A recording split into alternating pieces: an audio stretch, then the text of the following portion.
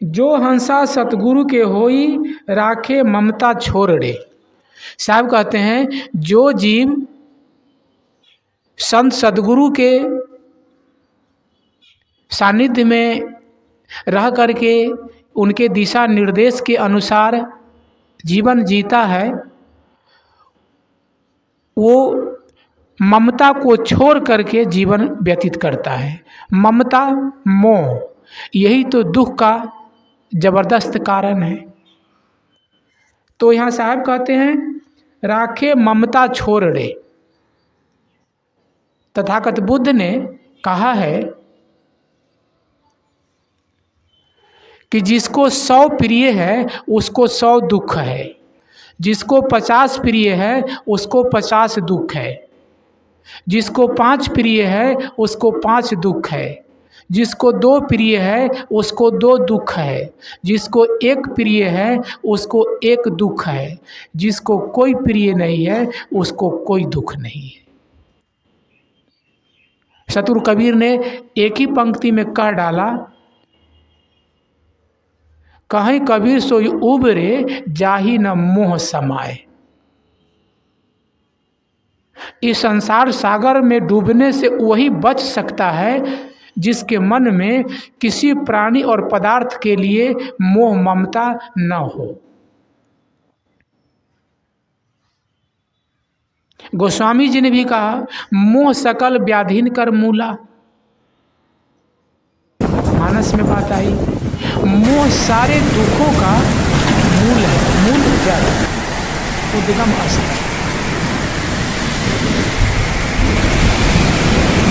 कर्तव्य करो, व्यवहार में अपना जो माना गया है मानना करेंगे, लेकिन उसमें मोह करेंगे। जो जितना ज़्यादा मोही होगा उतना ज़्यादा वह अनैतिक कर्म करके अपने ऊपर पाप का बोझा ला देगा। दशरथ राम के प्रति मोह, और उधर कैकेयी के प्रति भी, रानी तो 3 थी, सुमित्रा भी थी, कौशल्या भी थी। कैकेयी ज़्यादा सुंदरी थी तो दशरथ उसी पर ज़्यादा फिदा थे। दोनों में मोह, इधर राम में मोह और उधर कैकेयी में मोह। नतीजा क्या हुआ?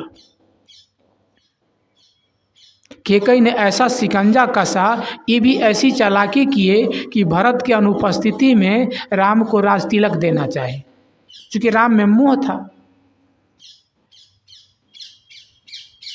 अगर वही भरत को बुला लेते, उसके बाद अगर ये सब होता राज तिलक की बात, तो शायद ये नहीं होता, दुर्दशा ये नहीं होती।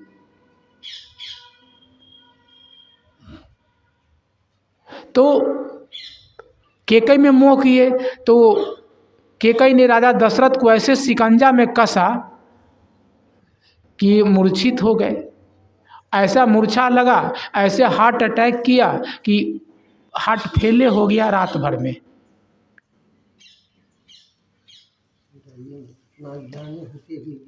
क्या दशा हुआ मोह के कारण। भीष्म पितामह ऐसे धुरंधर, शक्तिशाली, पराक्रमी, ब्रह्मचर्य धारण किए हुए और 105 पौत्र,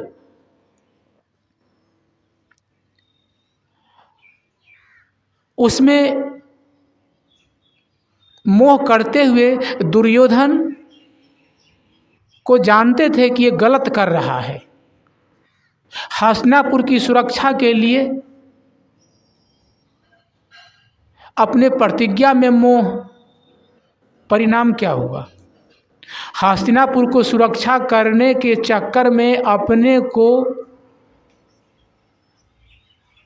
त्याग दिए, मरने का उपाय लगा दिए कि अब जिंदा रहना ठीक नहीं है। नहीं तो वो दुर्योधन को सेल जेल दे सकते थे, मृत्यु दंड दे देते।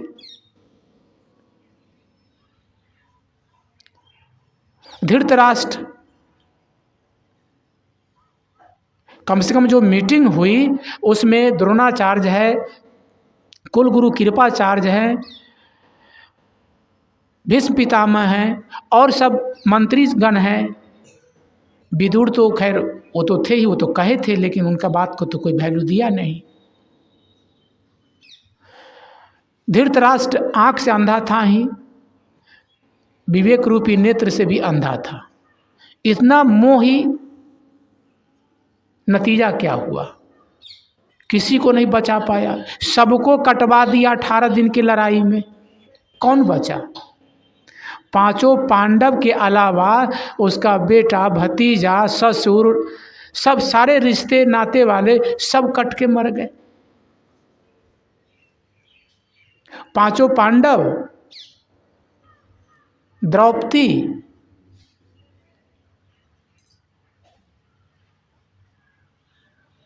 धृतराष्ट्र, संजय, तो पांचों पांडव भी अंत में हिमालय में गल के मर गए। द्रौपदी भी गल के मर गई। बच कौन गया? धृतराष्ट्र, गांधारी, संजय और कुंती। संजय कौन थे? संजय उनका एक नज़दीकी शुभचिंतक, सेक्रेटरी कहिए, जो महाभारत की लड़ाई का सारा बयान उनको बताता था। दिव्य दृष्टि वाला सेवक था, नौकर था धृतराष्ट्र का, रथ चलाने वाला। तो मोह में धृतराष्ट्र सबको कटवा डाला, अपने भी अंत में जंगल में आग लगी, उसमें जल करके ऐंठ ऐंठ के मर गया। मोह जो किया, राम स्वर्ण मृग में मोह किए, परिणाम क्या हुआ? ये सारा दुख का कारण मोह है।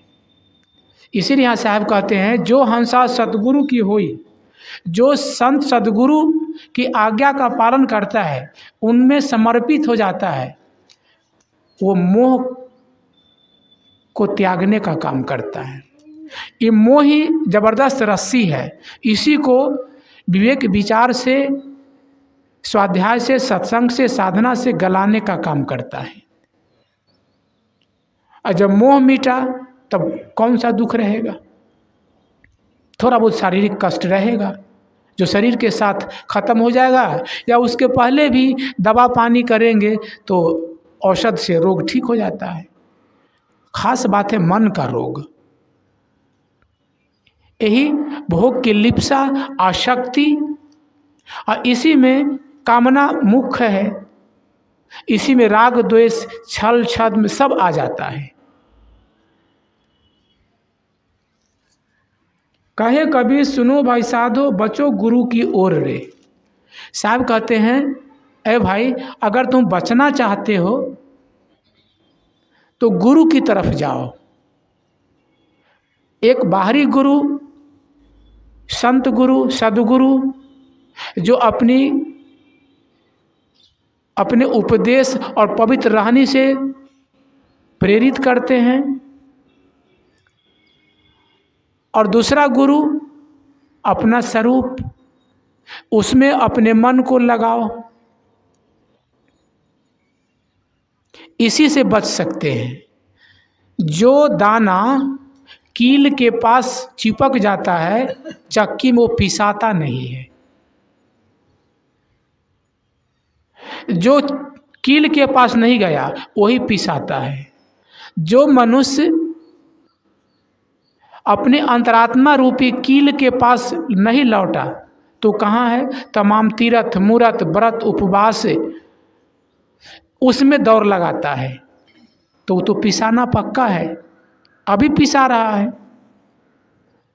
पूरा जीवन बीत गया। बाबा धाम, कौन कौन धाम जाते हैं, अब मन में शांति नहीं है, तो पिसा ही तो रहे हैं, मन का दुख मिटा नहीं, और जीवन बीत रहा है। नाम जपते, माला फेरते, कथा कीर्तन करते पूरा जीवन बीत गया, अब मन में शांति नहीं है। तो जब अभी शांति नहीं है तो शरीर छूटने के बाद शांति मिलेगी। जो सदेह मुक्त नहीं होगा वो विदेह मुक्त की बात सोचना भी बंद कर दे। साहब कहते हैं इसे बचने के लिए गुरु की ओर चलो, यानी अपनी अंतरात्मा की तरफ अपने मन को लौटाओ, और बाहर संत सद्गुरु ही इस संसार में रक्षक है, बाकी तो पेशेवर है, उसको पैसा चाहिए। धार्मिक दुकान खोल रखे हैं, उसमें सस्ते सस्ते नुस्खे का लाशा लगाते हैं और उसी में फंसाते हैं और जीव फंसता है। हमें ऐसे धर्म के धंधेबाज से बचने की ज़रूरत है। साहब ने कहा जहाँ धीर गंभीर अति निश्चल तहाँ उठी मिलहु कबीरा। जो धीरवान है, विवेकवान है, विचारवान है, गंभीर है, ए कबीरा, ए संसारी लोगों, ए साधक, उठो और उनसे जाकर के मिलो। उससे नहीं मिलते हैं और बेजान मूर्ति के पास जाते हैं, अनगढ़ पत्थर के पास जाते हैं, पानी के पास जाते हैं, पानी में डुबकी लगाते हैं, शून्य में हाथ फैलाते हैं। वहाँ से क्या मिलेगा? ये बात ठीक है, something is better than nothing, कुछ न करने से कुछ करना अच्छा है, लेकिन उसी में पूरा जीवन लटके रह गए, ये ठीक नहीं है।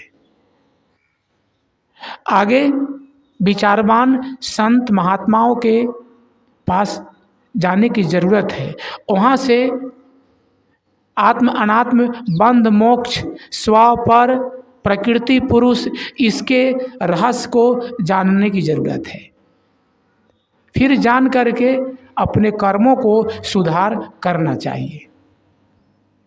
कर्म के सुधार किए बिना हमें कभी भी मन में रिलैक्स नहीं आएगा। आदमी सबके पास कम बेश धन है, धन न सबको बराबर हुआ है न कभी होगा, इसमें कम बेश रहेगा, लेकिन मूल जो आवश्यकता है वो सबको पूर्ति हो जाती है, सबको हो जाता है। प्रारब्ध पर विश्वास करने की ज़रूरत है, प्रारब्ध पर विश्वास रखें। साहब ने कहा ना, होनी हो के रही कर्म गति टाड़े से ना ही टड़ी। सीता हरण मरण दशरथ को छनही में विपत्ति पड़ी, तो जो होनी है वो तो हो के रहेगा, तो उस पर विश्वास करें, उसे भय करने की ज़रूरत नहीं है। हमें उचित कर्म करते हुए स्वाध्याय सेवा सत्संग साधना अपनाते हुए जीवन व्यतीत करने की ज़रूरत है, बस साहिब।